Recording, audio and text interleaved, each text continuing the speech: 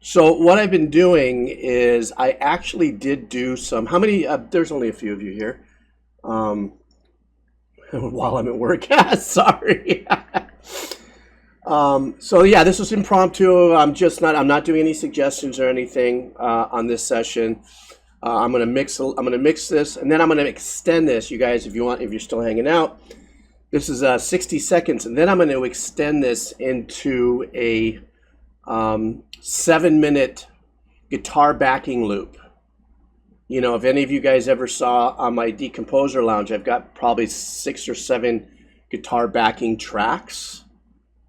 And so I'm thinking, well, why not just cut this up and chop it up and put it on there, even though it's structured for a 60-second loop per se, right? I mean, that's what I'm thinking. Hey, thanks for coming out, Junkanor. I appreciate that. Thank you so much. So anyhow, that's what I'm doing, guys. So I'm just going to do this, and I'll check in on the chat. And then if you guys have any questions on what I'm doing, just ask. I just thought I would share this. So what I'm working on right now, just to let you know, is I'm working on my main guitar, what I would call the power riff. And I'm having an issue on whether or not I want to keep it dry and tight or add a little bit of a delay on it. So I'm just testing that right now.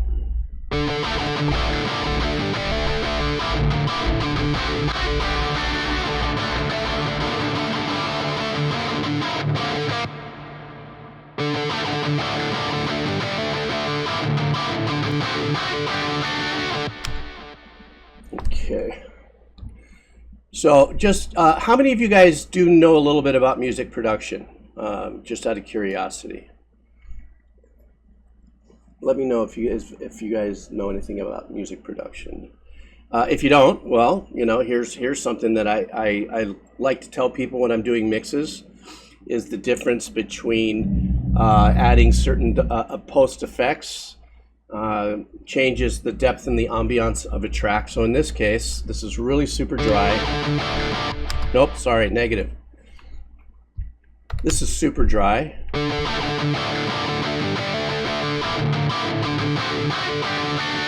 So when I stop the session like that, there's nothing in the background that's ringing out, no reverb or anything.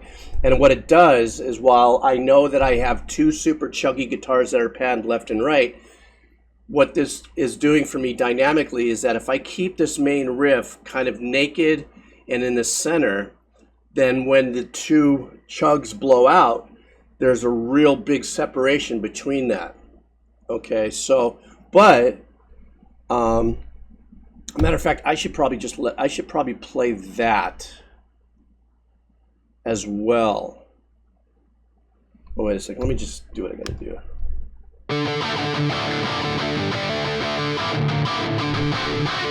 Now I'm going to add delay.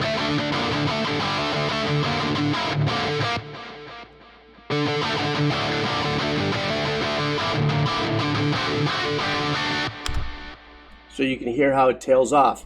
The other thing I can do, so it's not as drastic as a reflection of a left and right input, is actually put in a light reverb. So here's without the reverb coming up.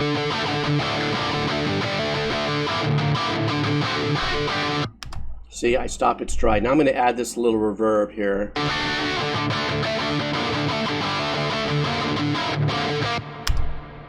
So now you hear the reverb. Now I can change the length of the reverb and the decay.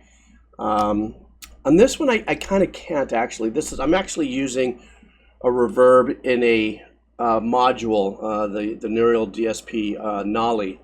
So there are certain things that I can change. I don't have as many dynamics as if I was really to set up like another outboard from another third party reverb plugin. But so no, I'm just writing this for fun. Actually, I got the idea to write this because I wanted to have some fun and do like a boss fight kind of thing. And I said, well, what if I did a boss fight?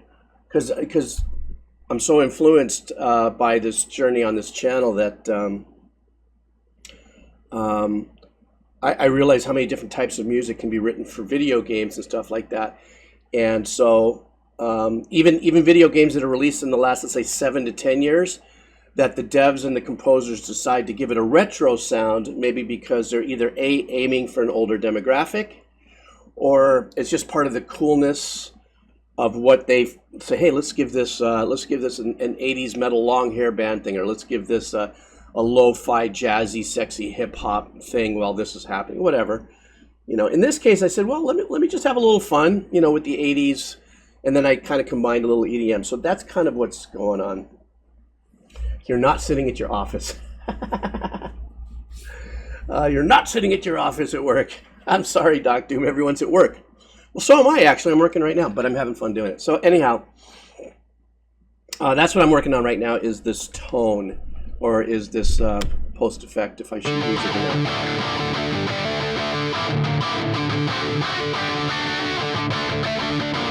Now watch what happens when the chugs come in.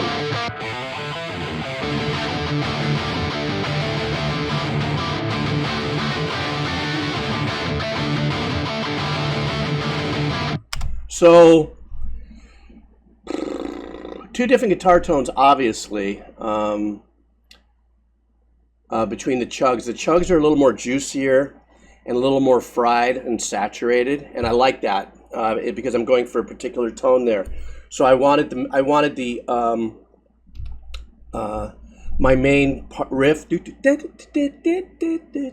I wanted that to have a unique kind of throaty kind of vibe, and then when I bust out into the chugs, I want that to be more beefier and thicker, so that when it comes in, whole with the drums, So that's kind of where I'm at right now. Typos.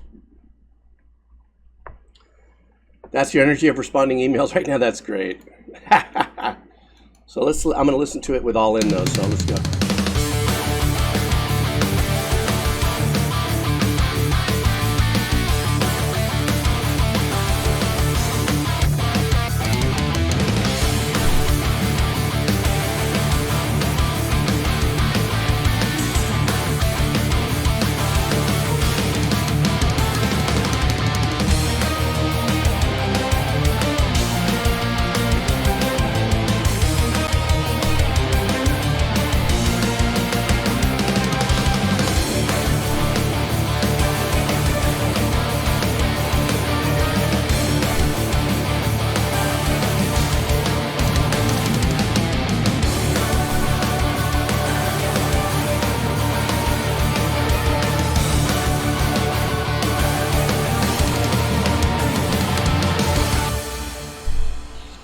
So if you were here with my first session, I was clowning around with choir and the spiccato strings and stuff, and I couldn't quite get, on the fly while I'm doing this streaming. When last time I was feeling a little like clunky and not focused enough because I was worrying about a stream, so I never really, hey, Ole, how's it? So I never really got down to it. So, but I ended up going after that stream later on that evening. I went ahead and I added the choir that I wanted, went through a bunch of different arrangements and stuff. I needed to get a good choir sound that I liked, I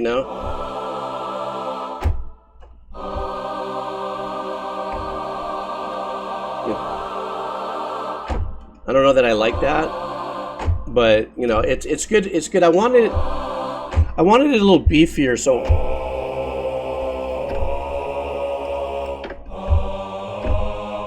But the thing is that what happens is I started getting really excited about that, going, I love this. And what ends up happening is that there's competing tones there with the darker guitars. And I would want the darker guitars to kind of hang out, to be a little more punchier. Hey, I'm D967. How's it? Which choir library did I settle on? I actually I have a subscription to the East-West annual, and they have really good choirs in there. But what happened was, while I was streaming, I was just, like I said, I was watching the stream, and then I was having some issues here, and I felt a little nervous that I couldn't just sit down and focus on some of the issues at hand. So when I went back and I cleaned up the choir sound. So now the choir, so here's my next work right here, is going to be cleaning this little area up in here and trying to get this a little cleaner.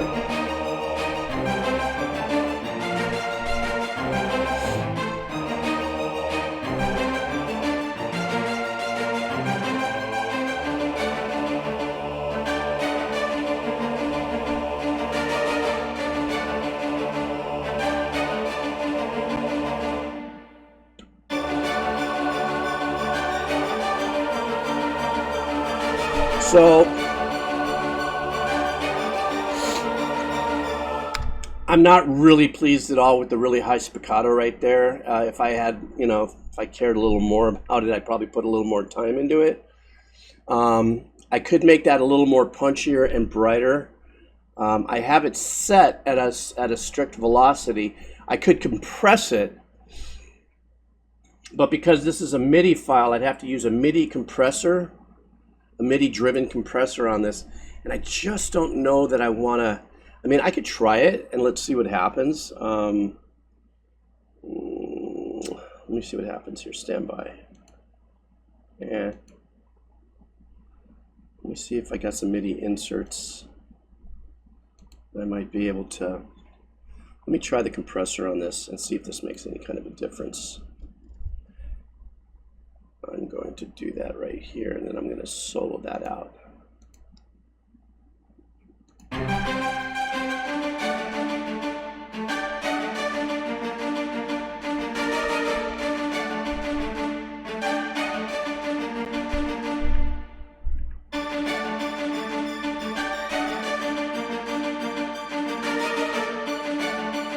Nah, the MIDI compressor ain't doing jack, so I'm going to remove that. Let me get that out of there. I'll turn that off. No, the orchestral stuff with the metal is very, very difficult, and this is where we have battling tones. This is the problem. Like, for instance, if you notice in this little string section here, I have nothing in the cello. I have nothing in the bass because I don't want to compete with this line, with any of this.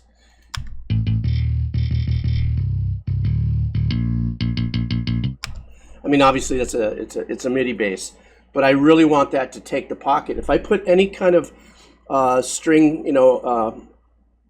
anything at the bottom, I could double it and make it fatter, but then that's when it becomes the beast. That's where you start going, oh shit, and then you got to sit there and sculpt everything. And because this is I'm not writing a pro gig, typically what I would do, if I really wanted to give this time, I would actually export everything into audio files off of MIDI. I would export everything, all my MIDI ones, all my MIDI work into audio files, and then start to shape and compress and do things that way. A lot of people like to leave things running if they can. I like to actually give each one of them an audio life, but.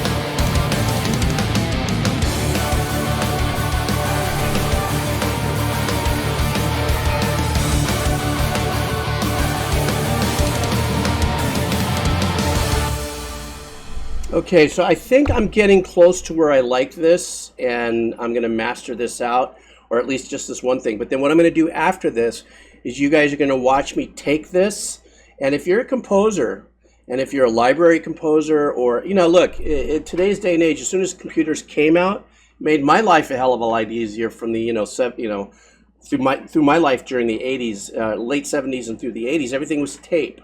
There's no such thing as cutting and pasting and adding and moving and shaping and that kind of stuff.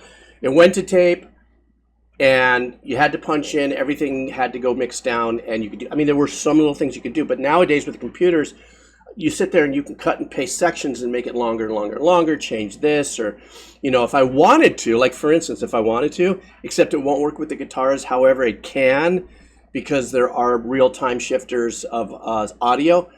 It's like I could take this 1 minute, copy and paste it, and then put it up a whole step.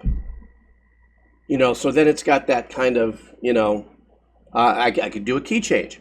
I'm sorry, yeah, I can modulate. So that's the industry as it is. There's no hiding behind it. You've seen a lot of people, if you watch people do production on the internet, you know, cut, paste, cut, paste, cut, paste. So I'm going to listen to this a couple more times. I want to drill down on the drums for a second, so stand by.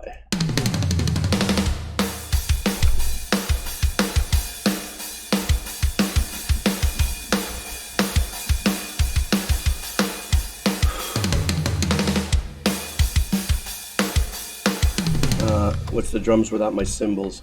My cymbals are on a separate module. I love these particular cymbals here, are very clean for me.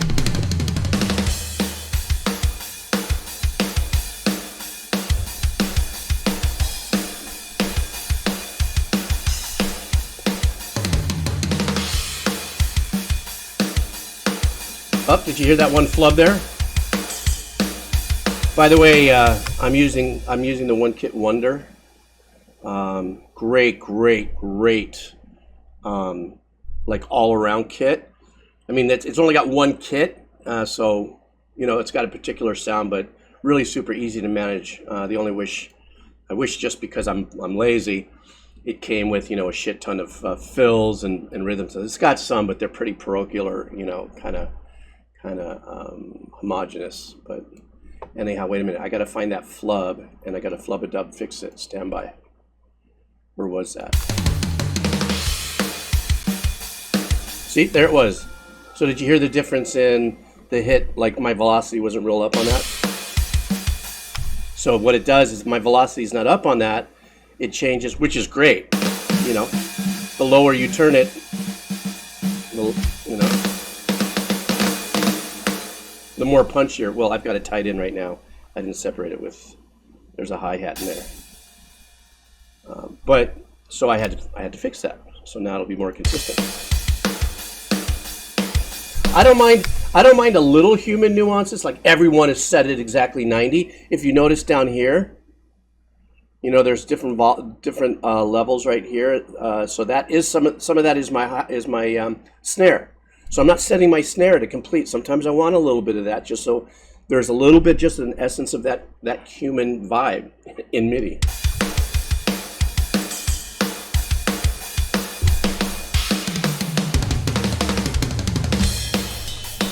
I don't know about that, Phil. Yeah, no, the drum world is the drum module is a whole different business. And on top of it,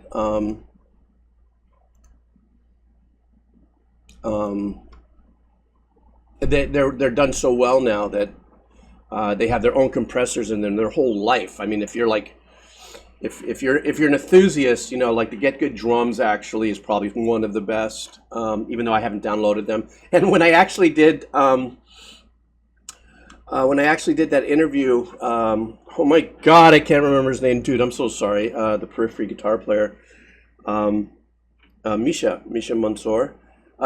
He was so kind. He sent me a couple kits because they are Get Good Drums, right? And I still haven't downloaded them and used it because I'm just, I don't know. I just haven't done it. But, you know. There's something about that drum fill I don't like. I don't know. I think maybe what I got to do is maybe add some.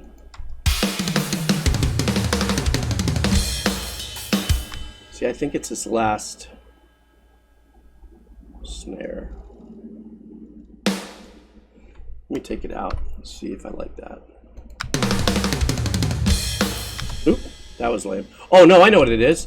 It's this one that's the mistake.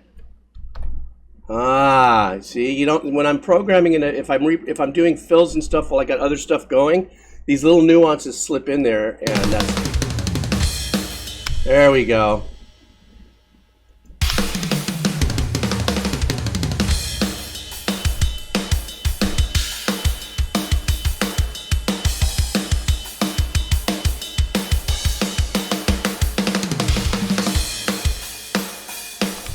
You know, and here's the other thing too, is that I program my drums.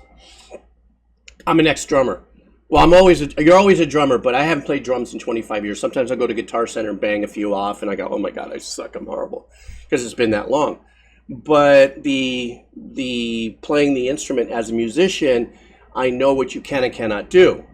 Meaning, like, you can't have tom-toms and cymbals and everything going at once and in unison and overlaying, because you only have, and I don't care who you are, Dave Weckl, Danny Carey, any of these guys. What I'm talking about is sometimes when people do MIDI drumming, they just, sometimes without knowledge, they'll play things that you just, or either that, or you play things that just aren't really sounds good, that a drummer would go, I'd never do that, even though he can do it, which is okay. But so anyhow, but for me, even with the cymbals and the rides, I make sure that when I'm doing the rides, like on the ands, that I don't have anything else going there. Like for instance, a lot of times what I'll try to do, which I might do on this, is while the ride is going on through here, I might just go ahead and just do a really tight hi-hat that mimics the left foot just keeping the time.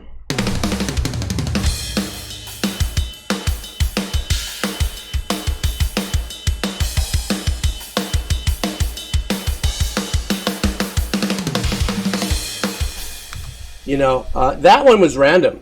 I had hi-hats going at random, but I'm making sure too that those rando hats, that there's a hand available for it. Like if I hear a hat, a cymbal, a snare, and a tom at the same time, it's impossible. You need to have 4 arms to do that. You know, so, and of course, like I'm like anybody else, sometimes shit slips by and I make mistakes. But this is part of the drill down when you're editing the drums. You know.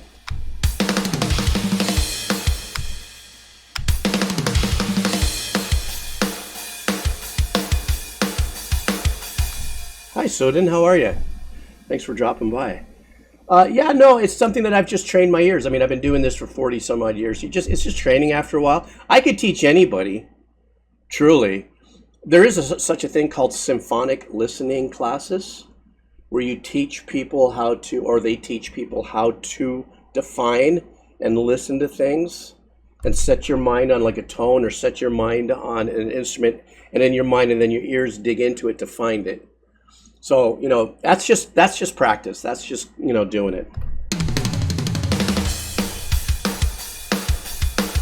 Now I'm going to add the bass. Yes, Bear McCreary. Hi, I'm a Sneak. How are you? No, I got the choir. I got the choir in there. I'm doing track by track assessment right now before I do my mix. Yes, Bear McCreary, and a lot of us actually use random stuff. So in other words, excuse me, there's one of my favorite modules called the Stylus RMX or something like that. And there's beats already programmed in there, but then you can hit a button and then it randomizes it. So if that's a tool that a composer uses, maybe they don't have the programming skills, or they don't have the drumming mind per se.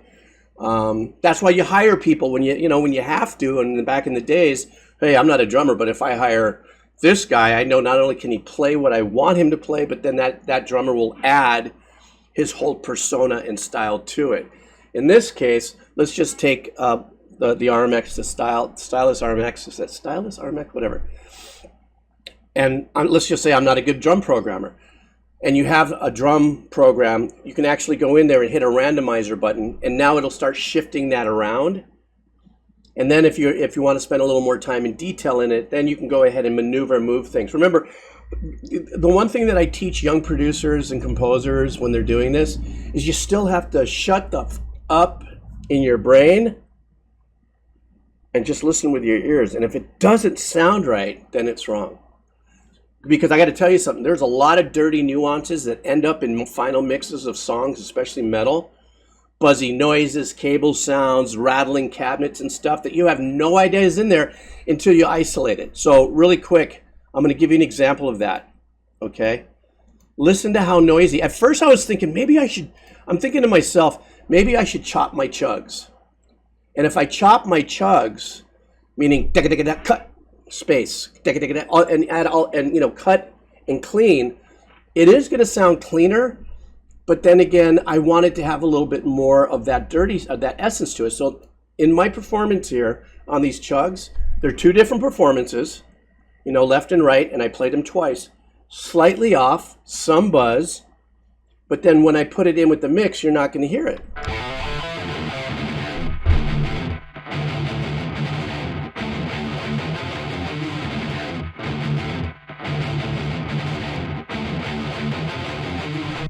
Now, can you hear a little bit of my gate kind of chopping in and out in between the chugs? I'm like, I could, all right. If I was to do this, boy, did I open a can of worms? Because I don't want to spend time chugging and cutting. It's another thing. I'm lazy as fuck too. So, let me see.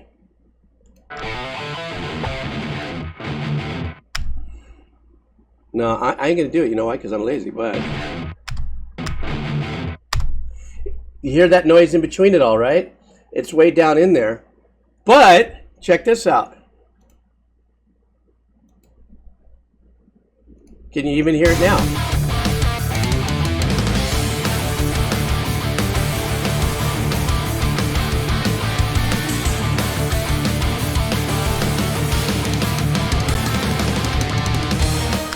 So, I know there's going to be engineers and producers and people that come at me if they watch this video and go, you're just lazy, and no, there's just something about a little bit of that I want in there. Even though this is very 80s sounding, so I'm just saying, yeah.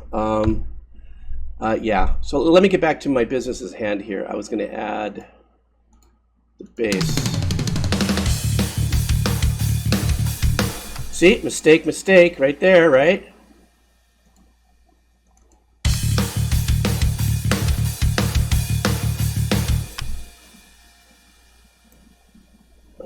Take this, go to Ace, chop that up. There we go. What I just did, guys, oldest thing in the book for people who use MIDI is quantizing. I make mistakes because I can't play that fast at that speed unless I slow down the tempo. Then I can go da da da da da. I was gonna do a live bass. I was just kind of lazy. I didn't feel it.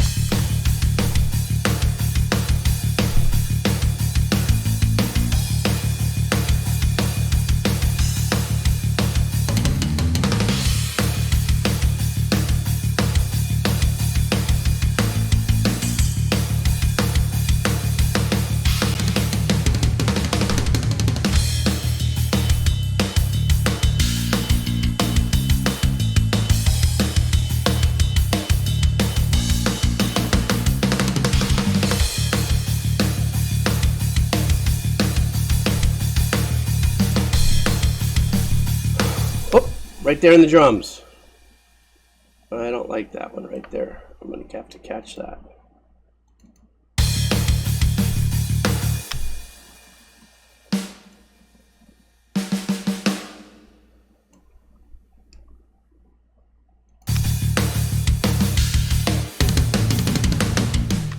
There's a little artifact right here I want to get out.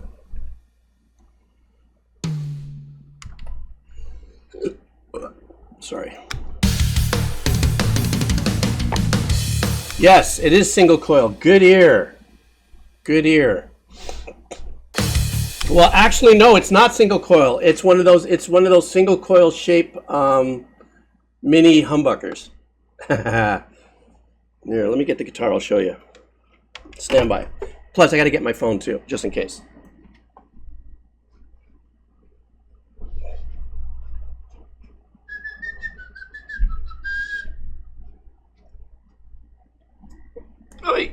Okay. Let me get my headsets back on. So this is what I used for that. So it's got these Seymour Duncans that are kind of these mini humbuckers, and they're really nice. They're not that noisy, and I mean, I do have a 7-string and stuff for this, but for what I loved about using this guitar for this track was because it's an 80s sound, even though there's humbucker. I mean, frankly, I'm playing 80s on everything they got. I just wanted a little bit more of a duckier vibe with it. So this is the one that I used. Typically, on a lot of my metal stuff, I use this guy. Right. I'll use this guy. This is my 7-string. And I have 9s on it, but I have it the action's really low and stuff. Not that it makes a difference. I'm not much of a solo player as I am of an instrumentalist. So, yeah, Doc Doom, that's a hard one, man. The sculpting. I just what I'll do is I'll end up sculpting my own sound. You know what I mean? It's just for me. And good turnip. If there's anything that I've learned on my journey real quick is that while I've gone through, first of all, it's because of you guys. You guys, the Decomposer Lounge. I did the Decomposer Lounge, my first video, I think, in November of 2020. Then it blew up and everything happened. Well, here I am 2.5 years, almost 3 years later. But I have listened. I've done over 700 videos on that channel, over 200 videos on this channel, and because of that exposure, that fire hose of exposure of different types of music, it actually did give me new life because I was done. I didn't want to write another piece of music. I've written close to 4,000 tracks for music libraries in the course of the 30 years. You know, and I didn't want to write anything anymore. And then for what? And then what am I going to be? 60 years old releasing music? Now I'm just writing to write, so it makes it more fun. What I tell you is the best thing that's happening to me right now while I'm writing all this stuff is that it's removing me from my myopic, small world, my snow globe of a world, neurotic thinking or just pattern. All of a sudden, I just went 4 hours just went by while I was writing, and then those 4 hours would have gone by maybe me just staring out in the ocean going, what am I going to do? At least now I'm creating. So always turn that stuff on and create, brother.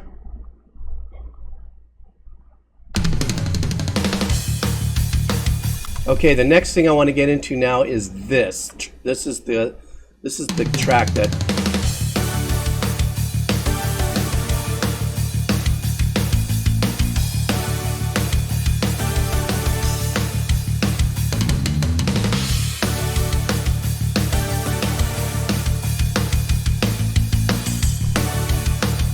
Okay, I love that sound. This is what makes it that 80s vibe, right? So if I have no guitar there, that sounds like kind of a pop 80s track, you know, like an aggressive, fast pop 80s track, just because of this one sound, you know, this, you know. What am I playing here?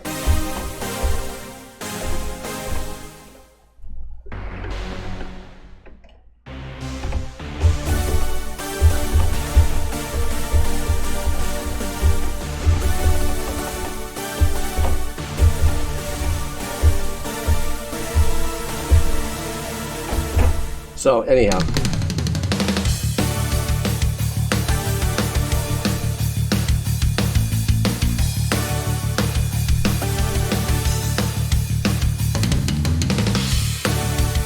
okay, so I've got that set. What I love, you know, here's the beauty about having also, you know, really good, well-designed patches that you can work and manipulate, is that the tone shaping is already really well set and it's very defined. You get what you hear. So if you notice, this thing is more of a sizzling, frying sound, isn't it? I mean, I'm using it still in the middle of my keyboard. If I, you know, put a whole octave, you know, down here.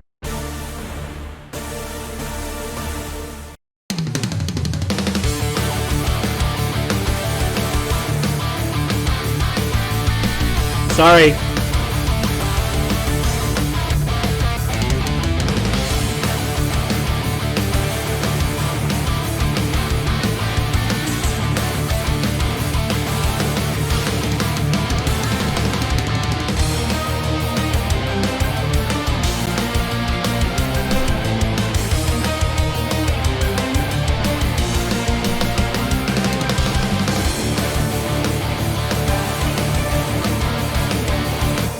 I don't like this. I got to change this.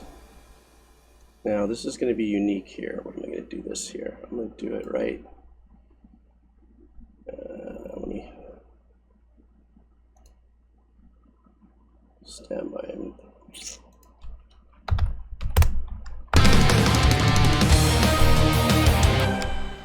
So I'm going to do it to this one here. So what I did is I doubled this with 2 different modules. So you see how that one's a lot more brighter and punchier and present. This one's a little more skinnier. And then when I combine it, except where I'm having an issue, where I want to fix right now, is I'm going to take this patch. I'm going to blow this out here. And this area, I'm actually going to readjust the velocity to a lower number. See how all that just changed down here? So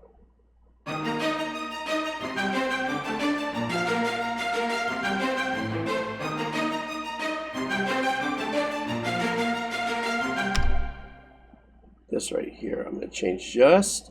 Sometimes in samples there are certain keys in the sample that might have a little more of a bite in it by programming, by virtue of programming. So sometimes you do stuff like this, clean it up.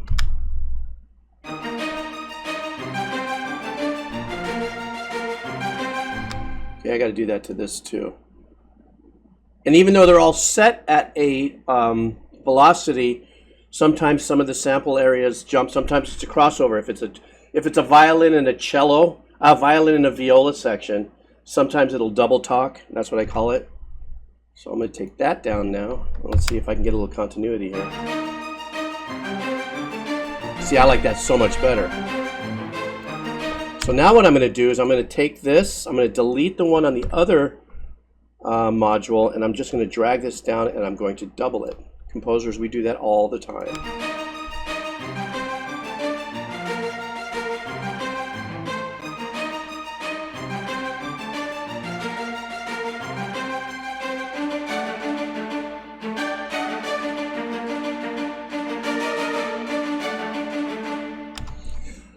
Okay, and I did hear the little, there's some nuances there that are not epically perfect, and I keep it like that for a reason.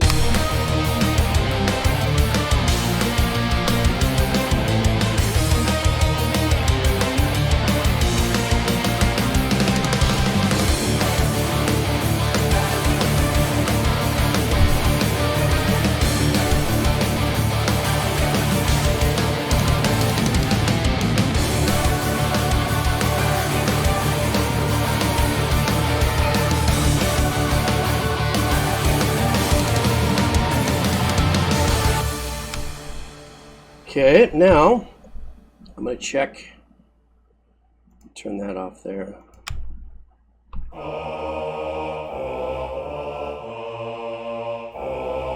little cancel out on the low note because it doesn't have one. You're right there. Oh, there's not an octave down there.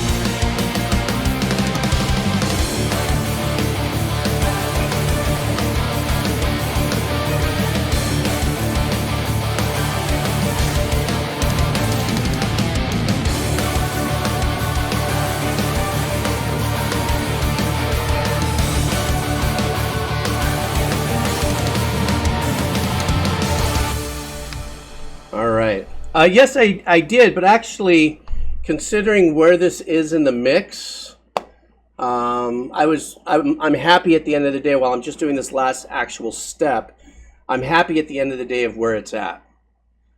You know, for me, when I hit those certain points, I'm like, should I get a better sound?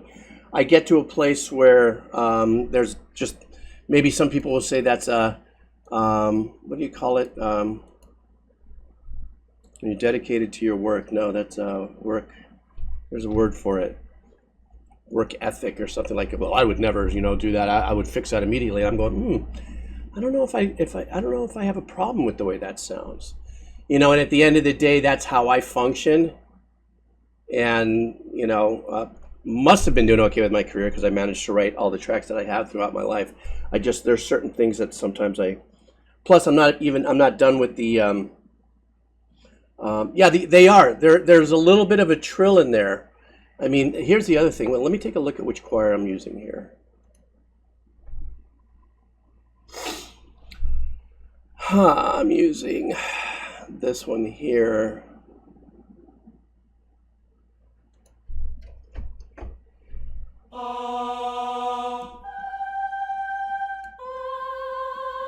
Like right there, these notes here in the middle are actually programmed that way to give it, let me see here.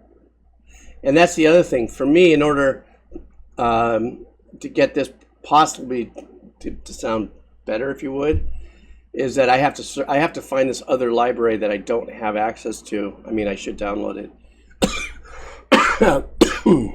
And make it, I could make it maybe a little more less warbly, but there's part of that I kind of like, that kind of adds to the gitchiness of an 80 track. I don't know. That's like my creative.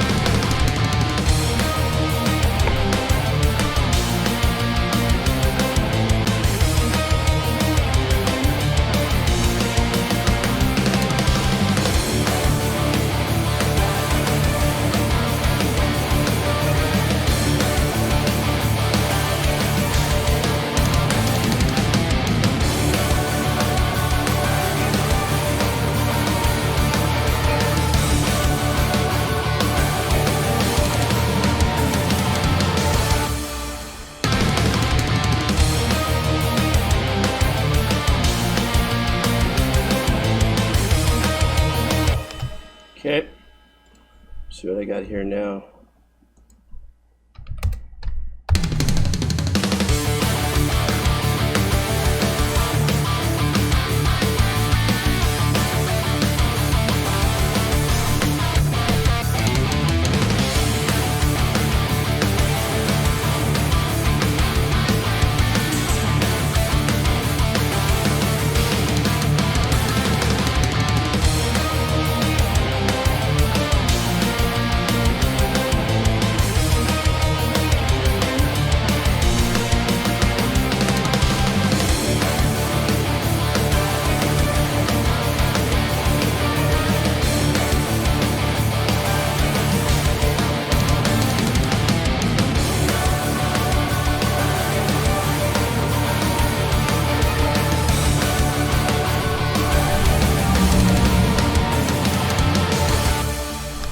Okay, now I am happy with this, and I am going to actually do some trimming here, said my ex-girlfriend.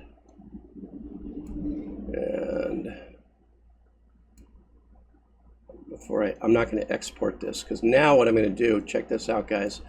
So this is for those of you who like guitar tracks and you hear repetitive things and how we all do what we do.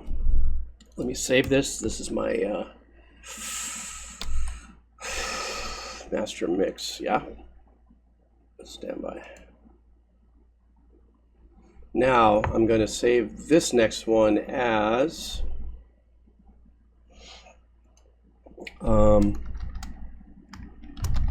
guitar backing track. Now, here's some trickery. I got to find a sweet spot. Hang on.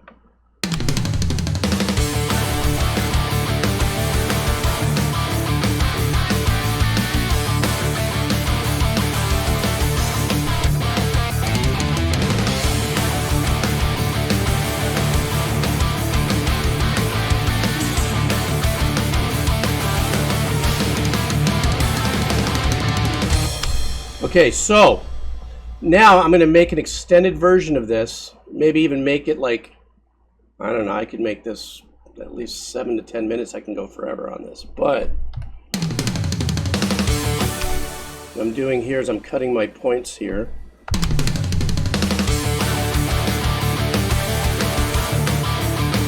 So my entrance point for my loop is going to be this. You know why? Because at the end of this piece, I have, I know how I ended this track, so here we go. I'm going to do it this way. I'm going to set this to 1 bar, and I'm going to take this. These chunks up here are like my master all MIDI, and this would be my master all audio. So if I do this right, I'm going to take this, and then I'm dragging this whole section. Move over. Come on, give me a little space to work here. right there. So now I just moved that whole section. I'm just going to take the ending here and put this on 500.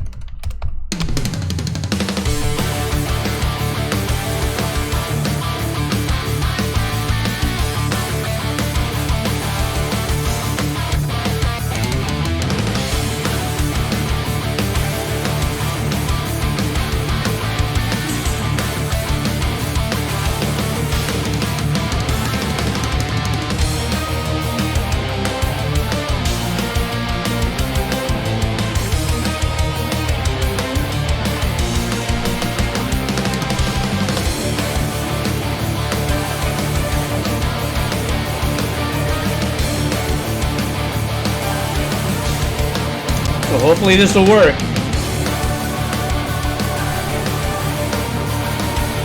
Let's see if this works. Here we go.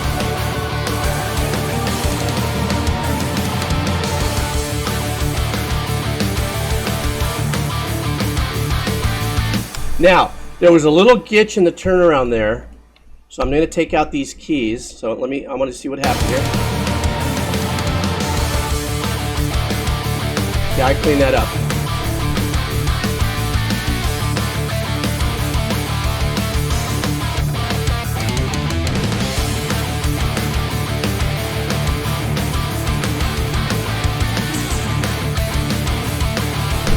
Now what I'm going to do, okay, so what I'm doing is I'm cutting and pasting now to extend this. This is normal stuff in the industry. For those of you who don't know, a lot of times we cut, paste, do this. If you get great batch of vocals, you can work on that batch and just cut and paste and put them in different places instead of the vocalist repeating it every time like we used to do back in the tape days. Great stuff. Cuts down the energy flow. Now watch this. Here is what I'm going to do now. I'm going to take this section.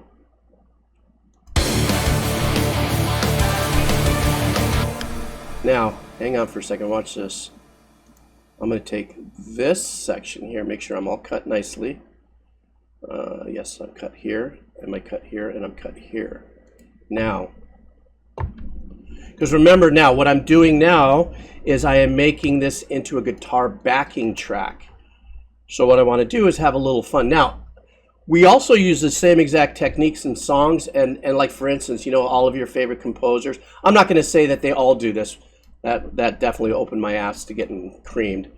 You cut and paste. Like you get this big thing. You see what I'm doing right now? I just removed some of the strings on this, right? So hang on for a second. Let me move this over here. So now I'm removing these strings because what I want to do is a build into another section. So this is the last 4 bars of the original composition. Then when you see this big clean spot right here, this is where I want this to be more. This is now as a guitar backing track. I want this space wide open for a lead musician to sing over it, play guitar, bassoon, clarinet, violin, whatever suits you. So what I'm doing now is I'm copying heavier segments like I just did, and then I remove things or I'll add. So let's see what we can do here.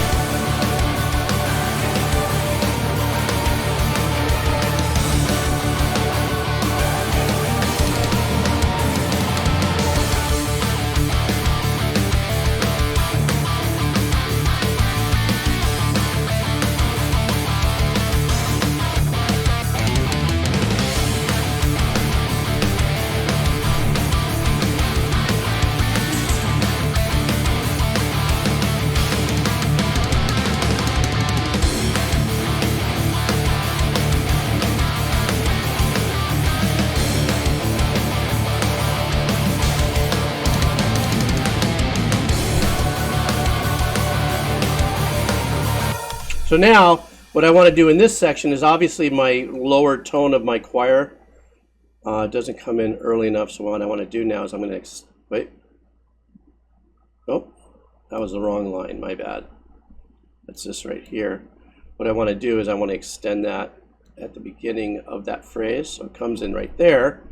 So that's like another just additional arrangement.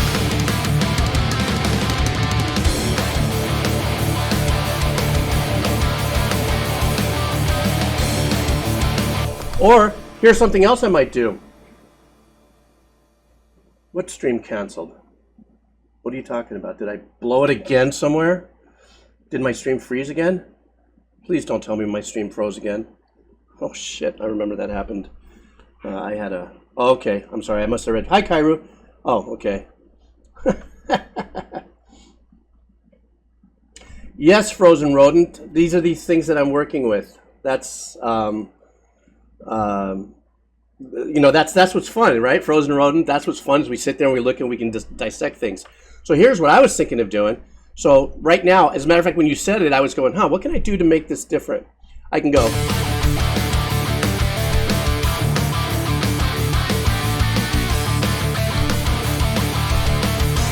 So if you saw what I just did, I just removed that riff. I don't know how good that might sound too empty, but let's see what it sounds like. And I replace it with the choir.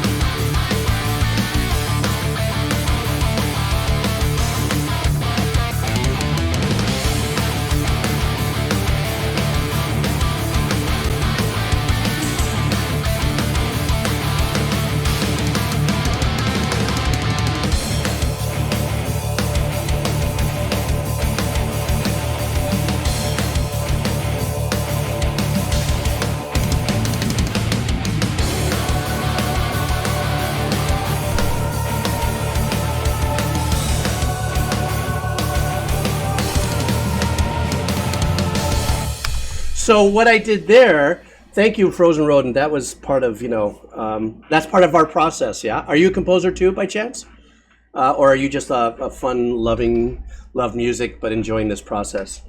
So what I did is that I wanted to keep a little bit of the familiarity of the riff in there as I broke into this, you know, more of now that I'm thinking about the extended part of this as a backing track. So that when I pulled it out, but I added the choir, it kind of was like a little, it's the same chord changes and everything, or it's not even a chord change, it's just a riff, but it just gives the guitar player, the musician, or the lead, you know, person who's playing around with this opportunity to express differently, because now my riff is gone, so now that's all that's there is the chug, and the bass is doing like the Michael Anthony, you know, straightforward galloping eighths and stuff.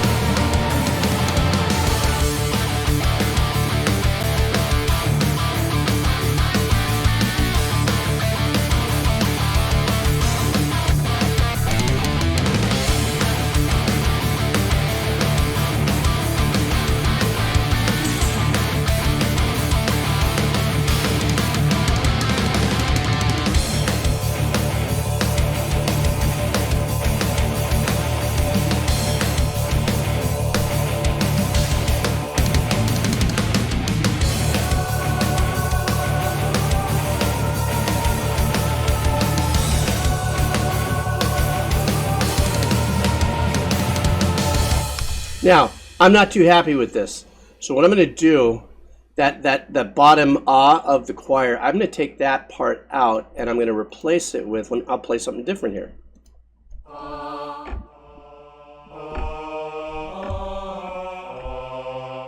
Maybe I'll have a little fun like that. So maybe, let's see what it sounds like. Hell, I don't know. That's what composing is about, right?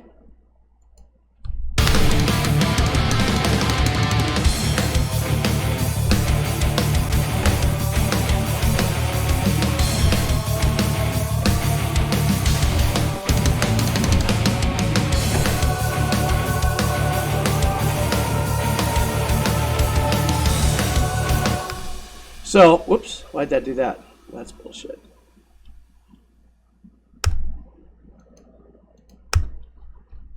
So now I just gave just a slighter element, but it wasn't so much in your face, you know, that came in with earlier was just, it just seemed a little obnoxious to me.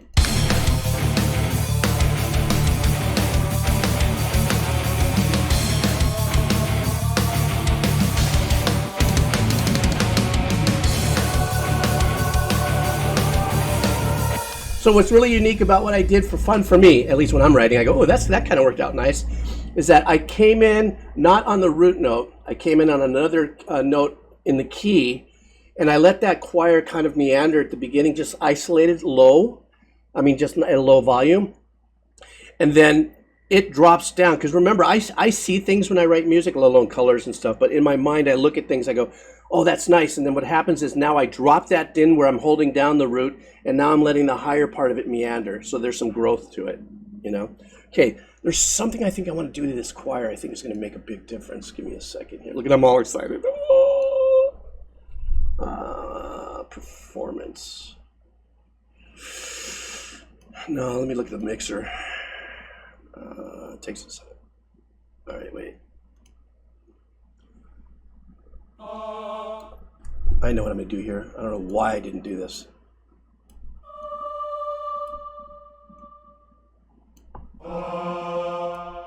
Hear the reverb now?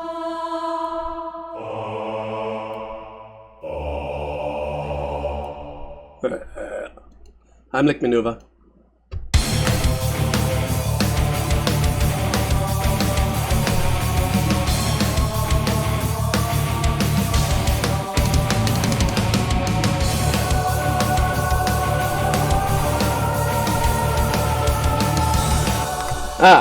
Now because I added that reverb, though, I have got to take down the volume a little bit on that particular patch. So I'm going to do that right here. I mean, I guess I could do it right here, too. Make it that much easier. Let me see what it sounds like.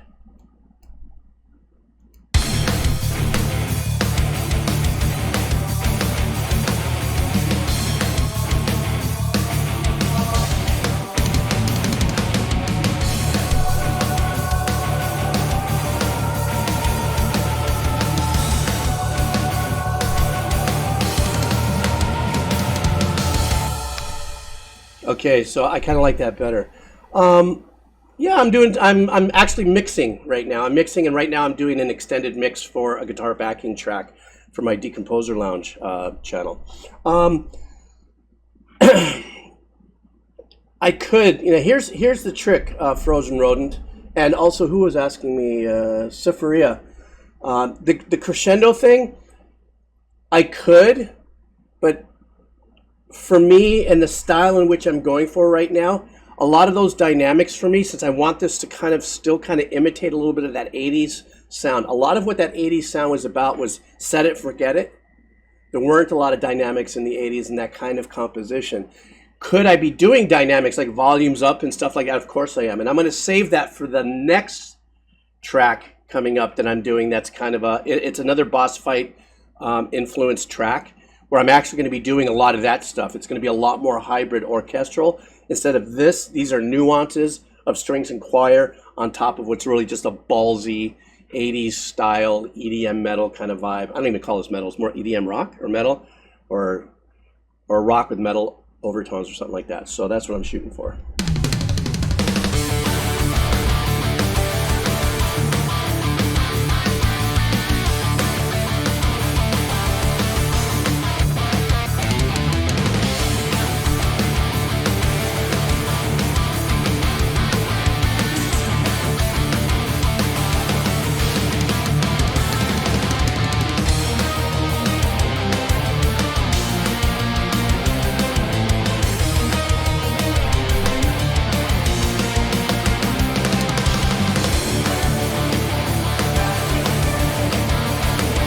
Fucking ballsy. All right.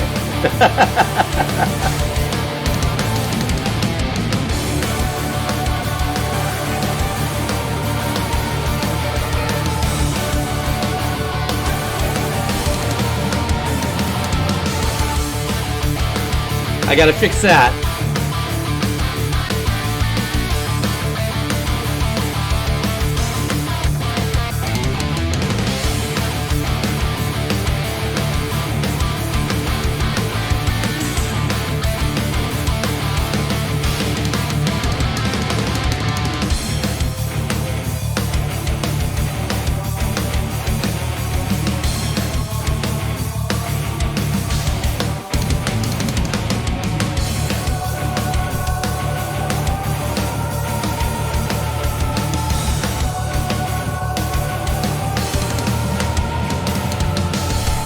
Okay, I got a problem with this and I got to fix it. I don't like the single note thing that's going on here.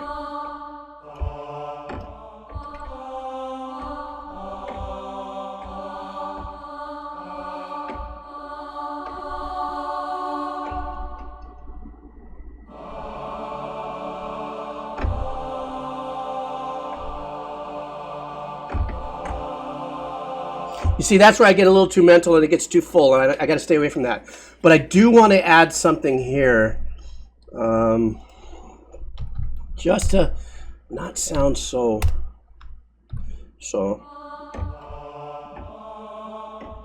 That's the fifth off of the D. I can keep that as a constant. Let's see what happens.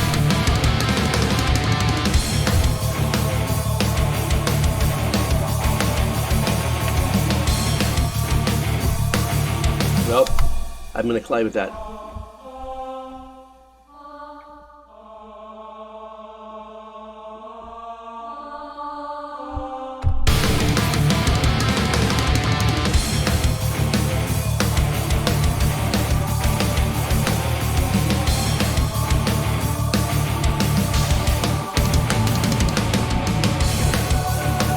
Ooh, I like that. Okay. That'll do it. Well, I'm getting lucky in nailing the vibe. Thanks. You know, I'm also just being, you know, that's the other thing too, is like I'm also just adding my own, you know, bit of creativity there. Okay, where was I? I was on that D, I think.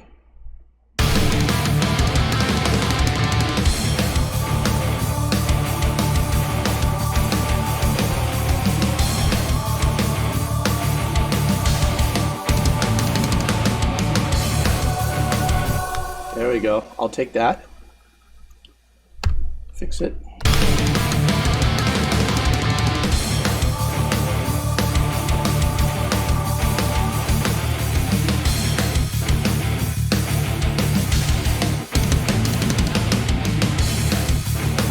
Huh.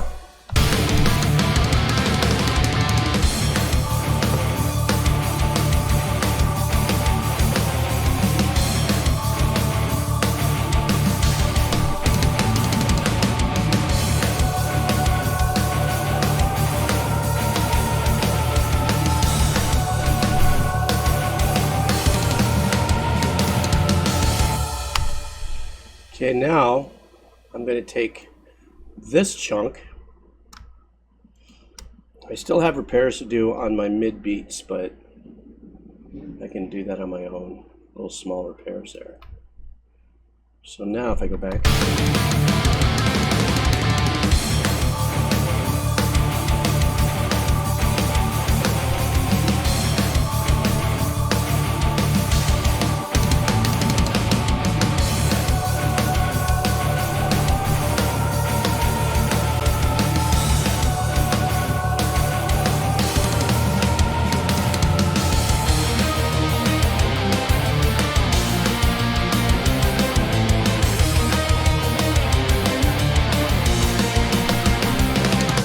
Now, this is that turnaround, right? So what I want to do here is I'm going to remove the choir in that, so it'll be a little chunkier.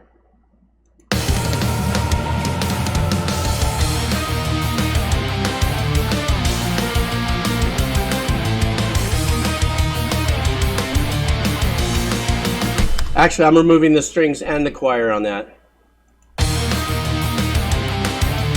That way I can give the musician or the person who's playing lead a little more space to work with, because now that I'm doing that with my guitars and stuff, I'm filling up space differently than what I'm coming out of, which is...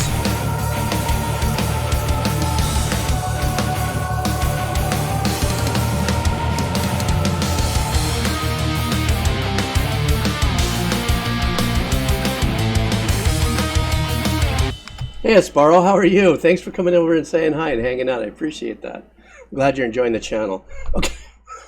You hear that wheezing? Jesus. So now, what I'm going to do here is I'm going to go back to my core centerpiece of the piece, which is... Now, I'm going to go like this. I'm going to drag this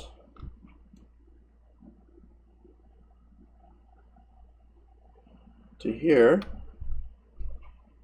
and now I officially have what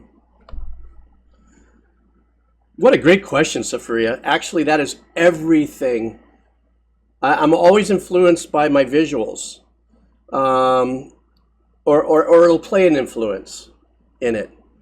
And so yeah, which is really odd because the heavy metal stuff that I've ever written and composed was different than like the free composition that I do now, because I'm not, you know, in this case I'm envisioning the 80s, right? So I'm writing in my mind. I said, okay, I want to do an 80s kind of thingy, you know, 80s, and then in my mind I'm thinking of the 80s. I'm thinking of all the, you know, the long hair bands with the applets and the little Twinkie tight, you know, pants thingy, whatever all that was all about.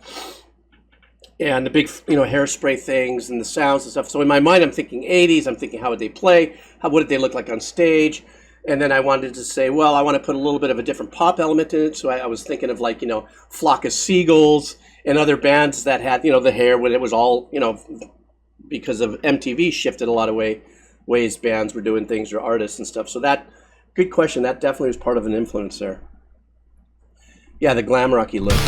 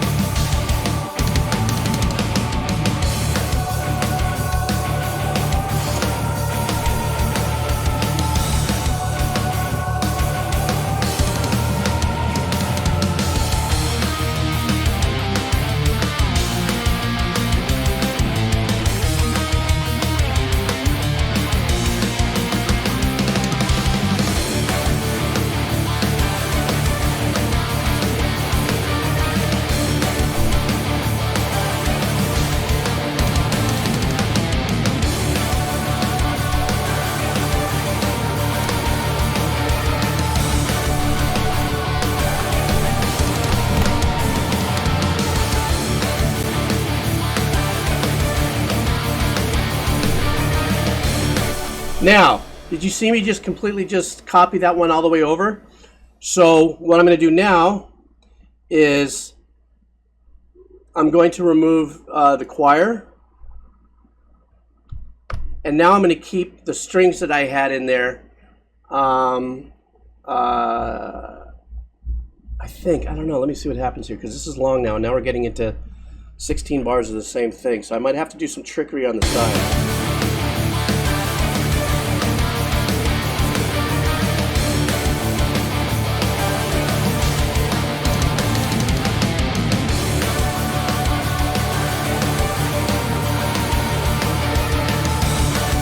Okay, see what I did? I decided to say, you know what? I'm going to come back into this without the choir. And then I'll leave the choir in for the second half.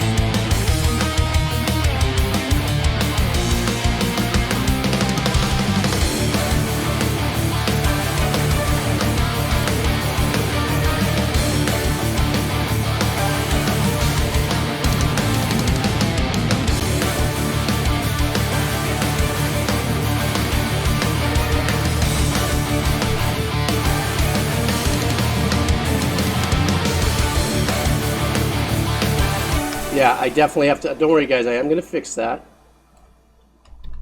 Hang on.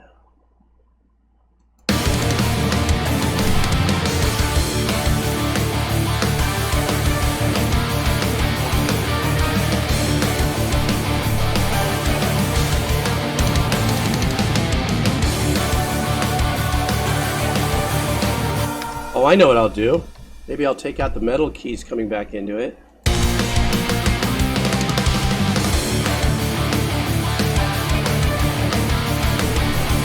Nope.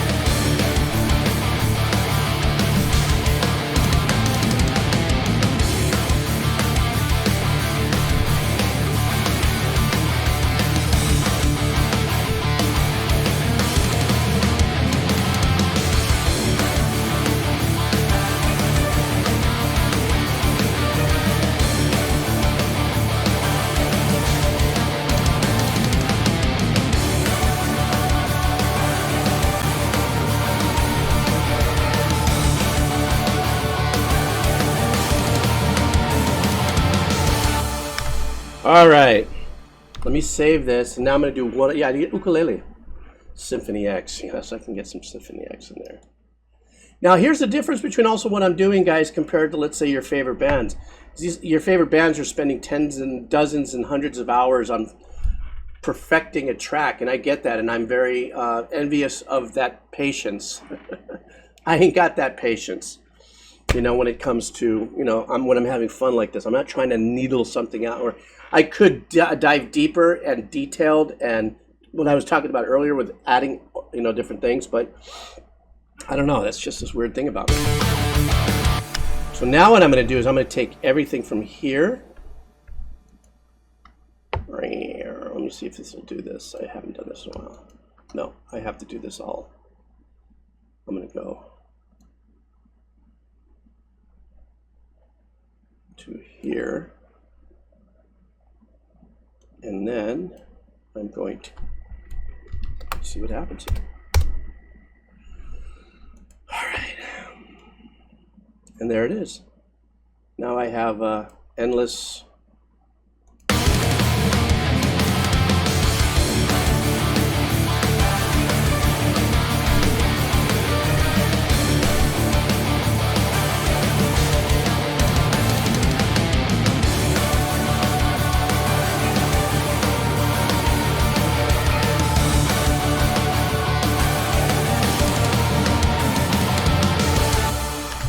So now I'm at 4 minutes long, and let me see something here.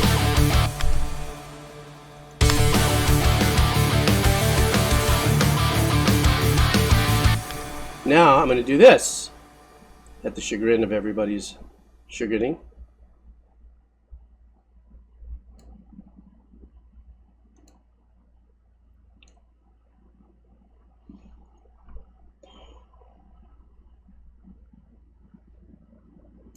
Now I'm going to go Control K1 and oops, not 12, shit.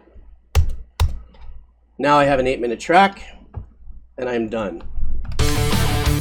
So what has happened is I have just taken my 60-second, turned it into a, hang on for a second, an 8-minute track. Now I am going to go back in and obviously do a little bit of cleanup. I might add some things to make it a little less boring. But remember, this track is a guitar backing track, so it's just about anybody who likes the music. They just continue to play and they're influenced, and they play and they practice and have fun.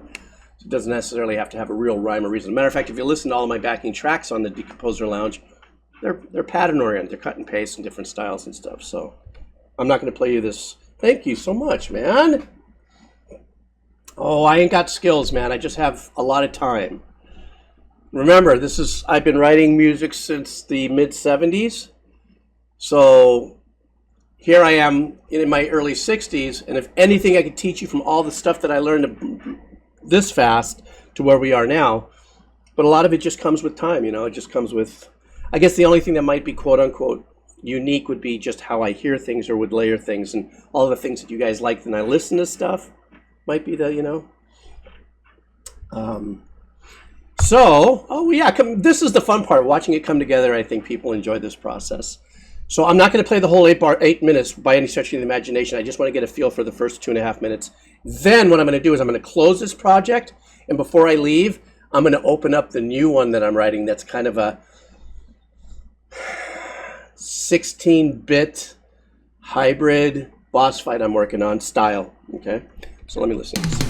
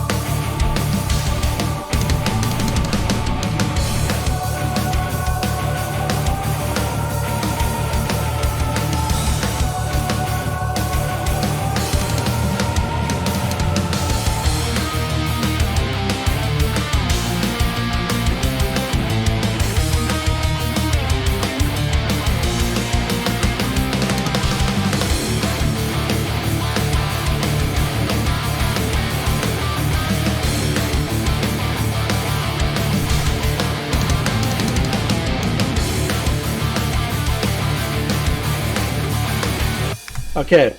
I definitely have work I got left to do, and I'm listening. My brain is kind of frying, but I don't have much time. I actually have a Zoom call in about 10 minutes. Actually, you know what I'm doing? I have this new service that I just opened up where I help young producers or musicians and stuff with their music. We talked about it last week. I finally did it. And, for X amount of dollars, I Zoom with you and we listen to your music and we go back and forth and share ideas. So I'm going to expand that a little later. I'm going to promote it on the channel probably in a couple of weeks. I want to see how these first few sessions go to see if I'm cornering myself into a price range, which might be I'm either too cheap or too expensive. I don't know. We'll find out.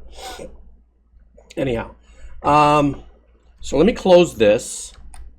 And I am going to open one session right now, and then I'm going to split.